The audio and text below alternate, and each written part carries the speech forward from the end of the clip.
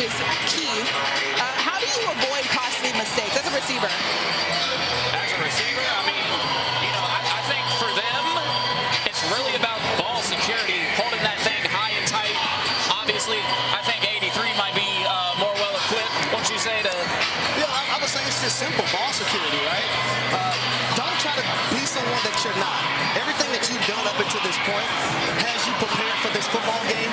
We always used to talk amongst our locker room, whenever you start doing things outside of the realms that you normally do to get ready for a football game, that's when the mistakes start to happen. That's when you fumble footballs. That's when you drop passes. That's when you have the penalties.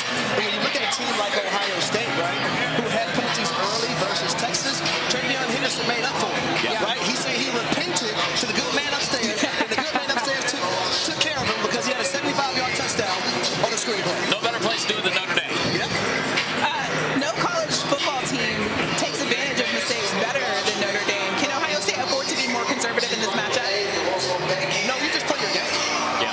You take advantage of what